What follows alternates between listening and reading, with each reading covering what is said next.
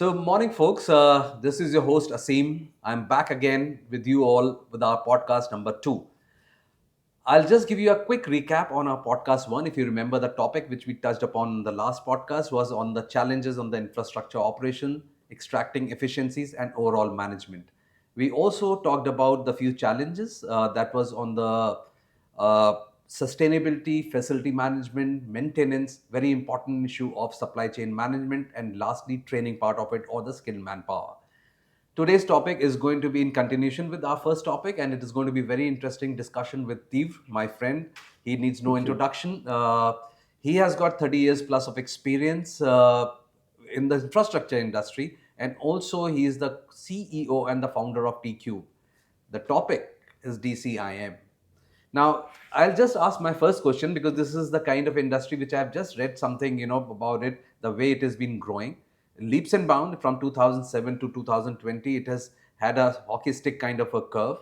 And you see, what caught my eye, in fact, is the electricity consumption or usage, remained at 1% throughout, in spite of having so much of growth.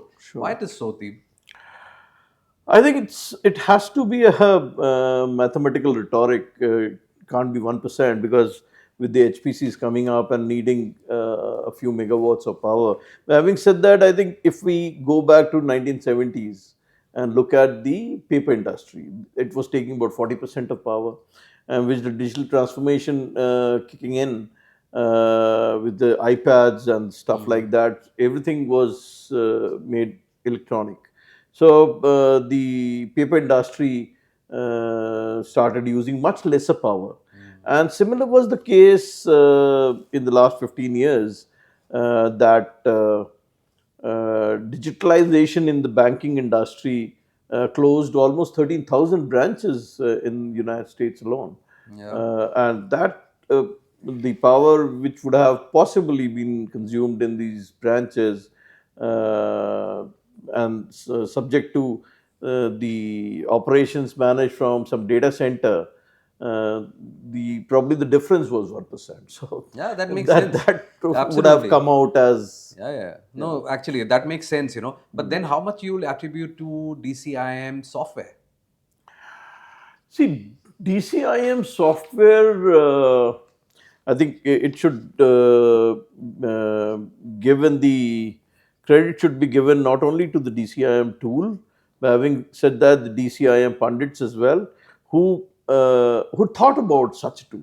Hmm. And they realized that once this tool comes in, it would be the technological enabler for the data centers, and it would really kind of predict the right kind of practices for the data center space. So Yeah. I think Yes, it's I agree huge. with that. But then why DCIM software tool remain kind of a passive tool? I mean, considering, like as for S&P Global, we have around 10,000 captive and colo data True. Yeah. centers.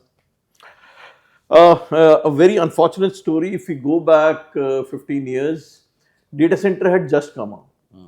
Now, whenever a new vertical or whenever a new industry comes in, it's people who are in the similar industries start to move in because they want to get more revenues. And when they moved in, they realized that one particular part in their product suite was missing, which was a management tool.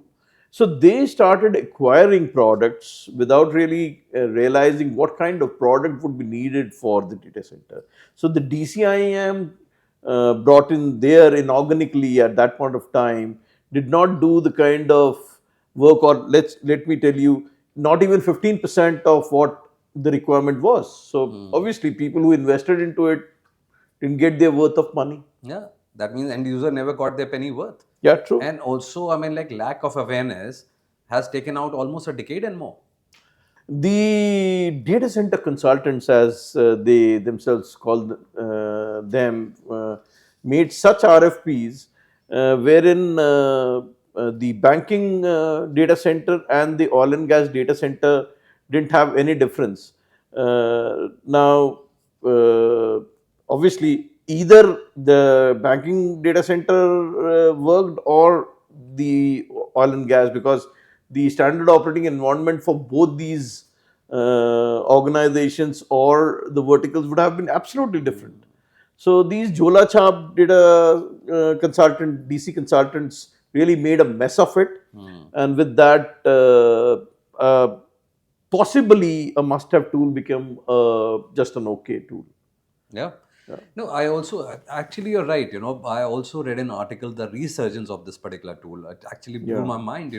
What all this tool can do now, and also from a okay kind of tool, it has become a must-have tool now.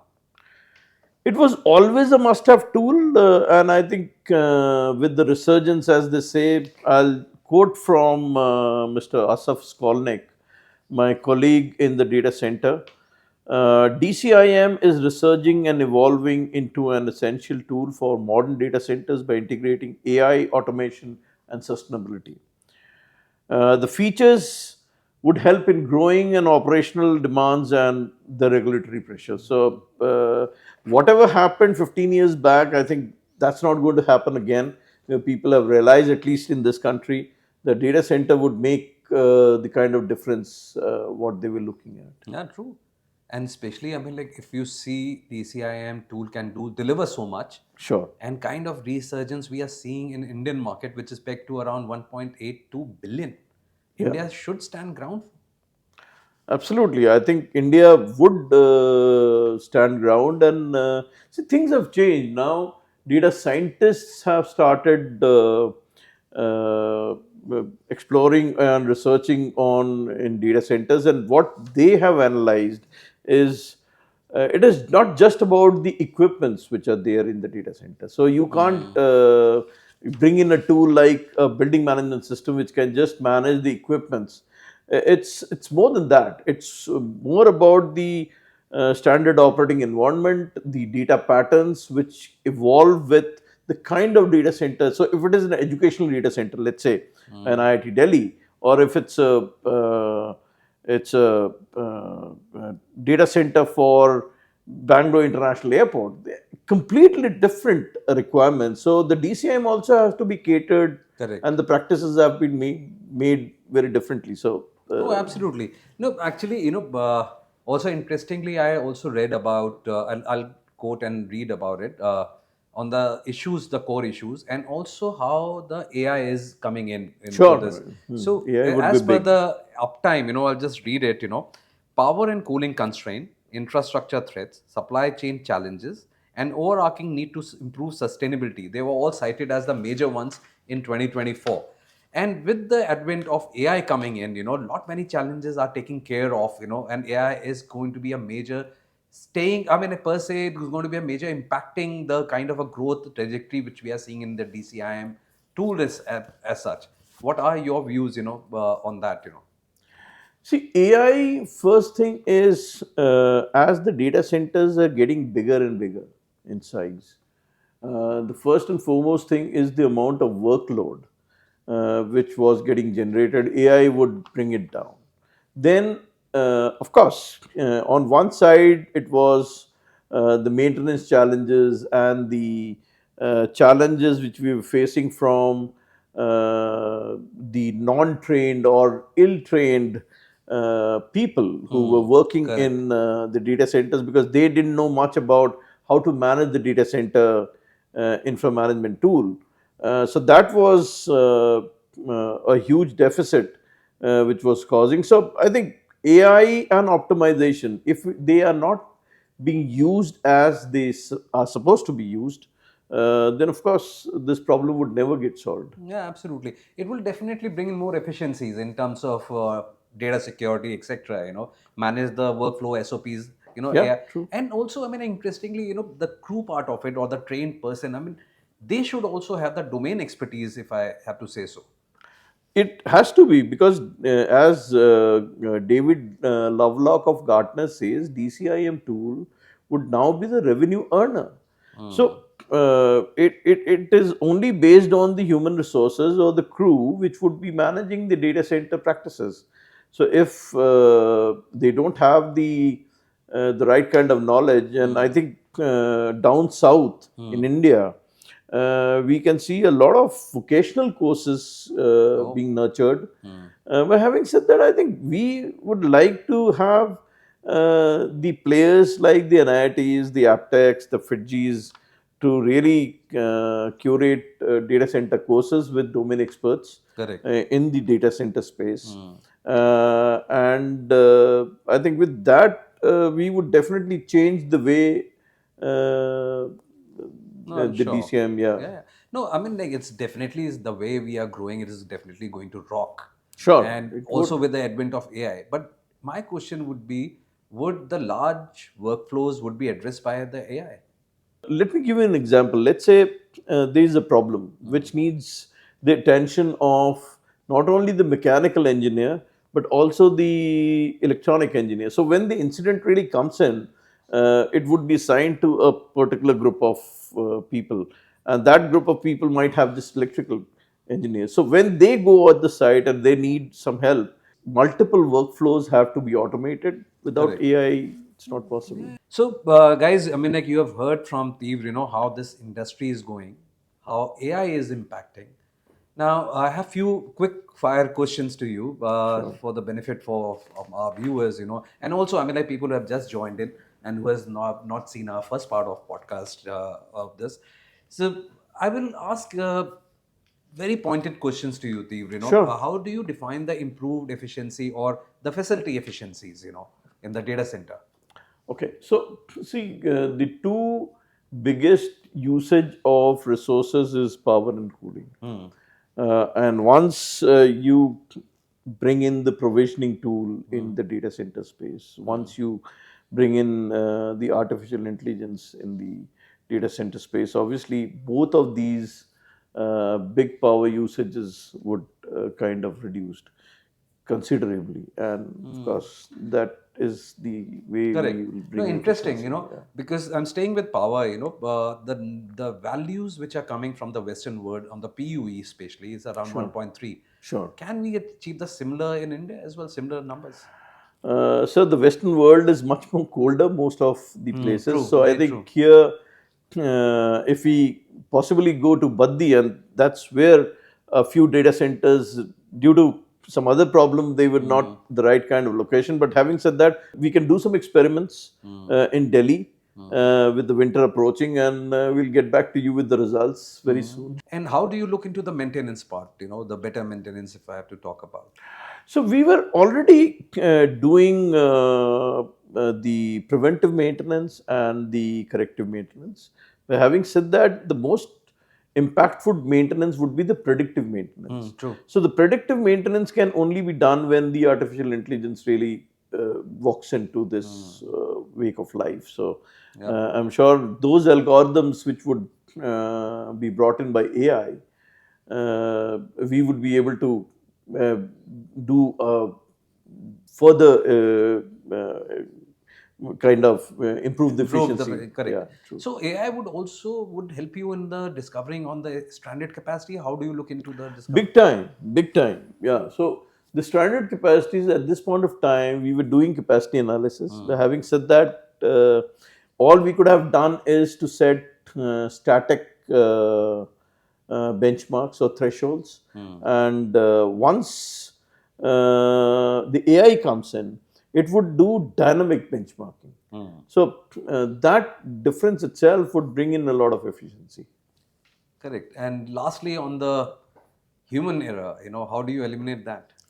So the amount of automation which with provisioning, with IoT, with AI put together brings in the TTO and TTR, which is the time to own a problem and time to resolve a problem. I'm sure they would get improved, and since it will be automated, so obviously the gross errors would reduce. So, folks, you have heard on these few questions which I had, but again, I'll continue on this particular thing. What also plays in the mind of CIOs. Sure. Few things. How do you see the budgeting part of it, the uptime, and also if I have to talk about the training part, because you need a lot of skilled manpower, the way it True. is growing. Yeah. How do you see that particular things? Because these will be the issues which will be definitely Long-term issues. long-term issues. Absolutely. Yeah. As we were speaking, I think possibly the government also has to get involved at some level. And with that, the state of data center education with a lot of hands-on education, if that is really brought in, I'm sure we can address the space with these large organizations. I think, as I said, people are already doing some work. Uh, and once we have this trained manpower, if we get younger people who are interested to True. build their careers in the Correct. DCIM space or data center space for that matter, and they really see an opportunity in the data center space for long, because that's what India can give them. And it's not India, it's worldwide phenomena. So Absolutely. I think the right kind of education and right kind of hands-on training would definitely get them there. Look, if I have to talk about in India in particular, which we are growing, this particular industry is growing at 26% CAGR till 27. So Sure. that essentially what we are talking about means lot of jobs coming in, the industry opening up, especially for the next generation, Gen Z, which we'll talk about. Sure. But the issues will still be on the right sourcing, Sure. training, Yeah. and retaining the manpower. So this is what I think would be definitely a top issues which will be there in anybody's mind. Absolutely. I think even the large podcast, we touched about this briefly. We can discuss it a little more. Uh, we don't have undergraduate courses focusing on infrastructure management. If we can turn that around, if we can have enough courses and the regular institutions, not the vocational. So we have spoken about the vocational courses, Correct. which the government can plug in. But if the industry bodies and the institutions can work together, and Absolutely. yeah, Yeah, that's so important. yeah, Both the education institutions and the industry has to come together.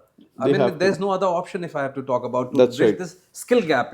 Correct, sir. So with this, what is the plan for India? You see, I mean, like, look, if I remember the podcast one, we never had many UG courses.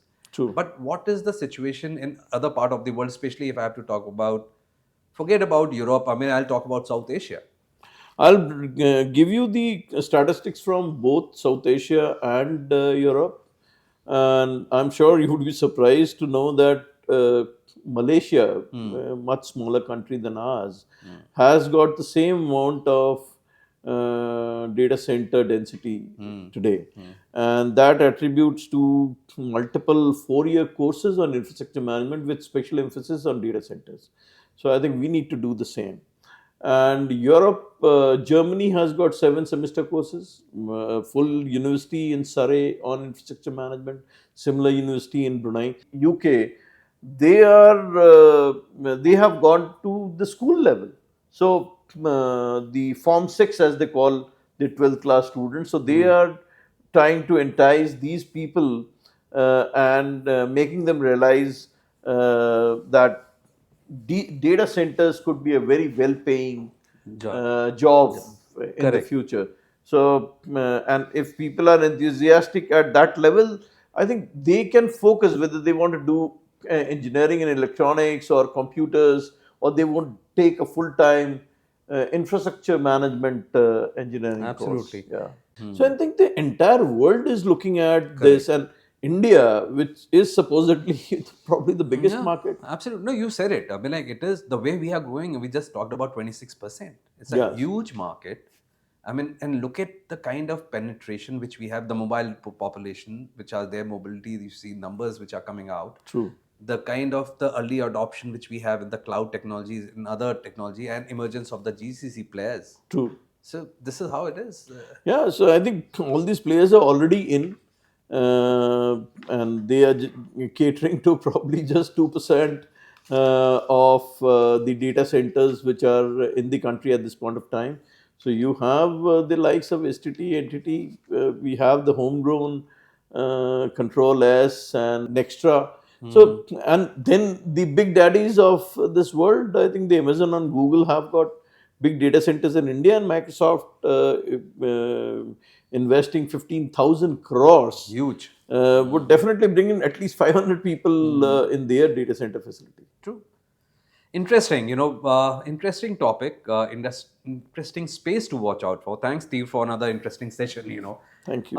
So, guys, you have heard about it, how this industry is evolving. The kind of investment what we see is coming to India.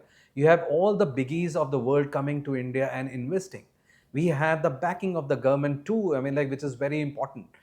People are working on all the aspects of the challenges, right from the security we talked about, right from the supply chain which we have seen. A lot of things are coming to India in terms of the supply chain to have a resilient supply chain.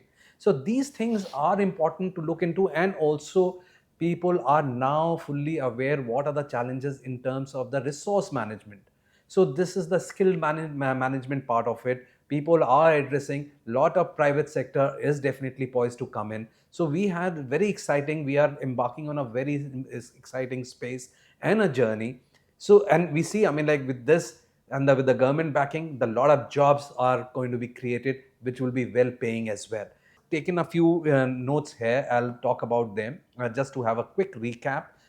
And obviously, I talked about how this industry is growing, etc. But then, yes, sustainability and energy efficiency. So the push of the greener operations, which it's a need of the hour, the kind of push which we are getting across the world, on the greener operations of the energy efficiencies which we are talking about, to have. It's actually driven by the stricter climate control, reporting regulations and necessity to reduce carbon. So this is a particular thing which is we are talking about sustainability and energy efficiency. Second was DCIM and environmental reporting. So these data center management tools are gaining big prominence, especially in the context of the environmental complexity and sustainability. So these are the few important things. And lastly, innovation in power and cooling. And why I'm smiling over here, because we will be talking about power in our next episode, in our podcast 3. So please, folks, watch out for this space. Keep listening to us, keep watching, and thank you. And lastly, you are most welcome to give us a valuable feedback, what you more like to see us talking about more, and how did you like our podcast 1 and podcast 2. Thank you very much. And once again, thanks, Steve. We Thank will you be so back much, again sir. soon. Thank you all. Thank you.